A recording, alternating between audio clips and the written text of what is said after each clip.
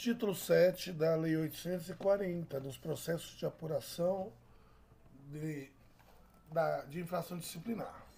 Capítulo 1 das disposições gerais, seção 1 das disposições comuns.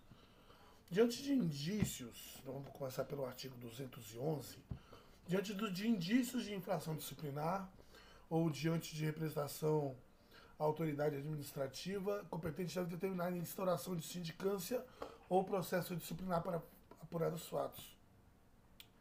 E, se for o caso, aplicar a sanção disciplinar.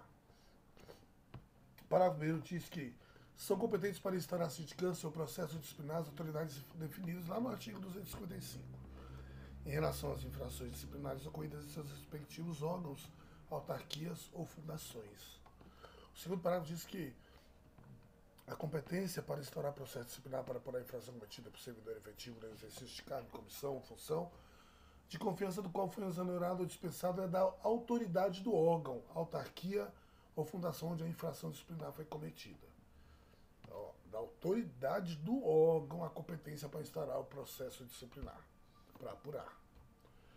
E a terceiro parágrafo vai dizer assim: por solicitação ou determinação da autoridade competente, a apuração da infração disciplinar pode ser feita pelo órgão central do sistema de correção, preservada a competência para o julgamento.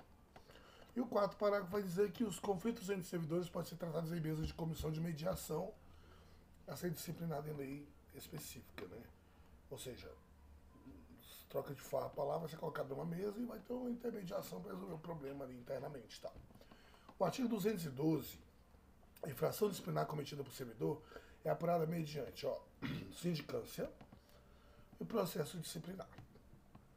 O primeiro parágrafo vai dizer que a representação sobre infração disciplinar cometida por servidor deve ser formulada por escrito e conter a identificação e o endereço do denunciante. O segundo parágrafo vai dizer que, no caso de denúncias anônimas, a administração pública pode iniciar reservadamente investigações para a coleta de outros meios de prova necessários para a instauração da sindicância ou processo disciplinar. O terceiro parágrafo diz que, em caso de infração disciplinar noticiada pela imprensa, nas redes sociais ou em correspondências escritas, a autoridade competente, antes de instaurar a sindicância ou processo disciplinar, deve verificar se há indícios mínimos de sua ocorrência. O quarto parágrafo vai dizer que, na hipótese do terceiro parágrafo, no caso de não comprovação dos fatos, a autoridade competente deve se pronunciar por escrito sobre o motivo do arquivamento da verificação. Quinto parágrafo. Se houver indícios suficientes quanto à autoria e a materialidade da infração disciplinar, a autoridade administrativa pode instaurar imediatamente o processo disciplinar, dispensada a instauração de sindicância. O artigo 213, ele diz que não é objeto de apuração em sindicância ou disciplinar o fato que, 1. Não configure infração disciplinar prevista nesta lei complementar ou em legislação específica. 2.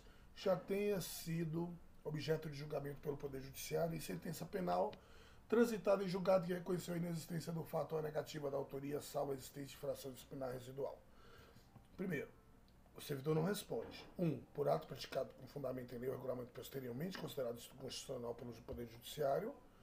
2. Quando a punibilidade estiver extinta, e o segundo parágrafo vai dizer que deve ser arquivada eventual denúncia ou representação que se refira a qualquer das hipóteses previstas nesses artigos.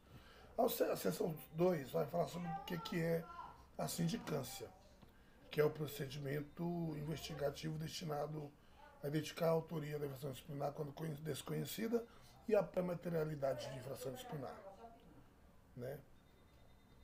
E depois vai ter a seção 3 da sindicância patrimonial, a 4 do processo disciplinar, né? O processo disciplinar é o instrumento destinado a apurar a responsabilidade do servidor por infração disciplinar, né?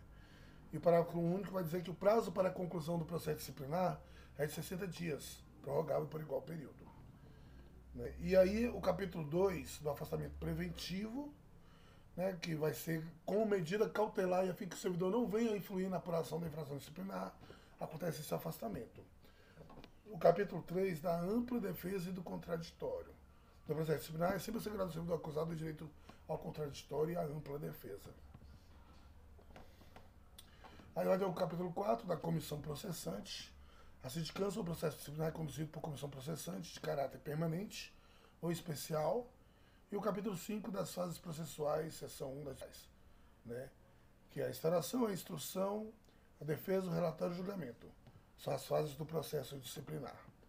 E aí vai ter explicação do que é a instauração, a instrução, a defesa, o relatório, o julgamento, que são coisas mais ou menos óbvias, né? Que na hora da prova a gente acaba pegando bem, né? E entendendo de certa forma o que é e cada uma dessas aí. Né? E aí nós vemos aí o capítulo 5, capítulo 6 e o capítulo 7 da Lei 840 de uma forma resumida, né, gente? Então, boa sorte.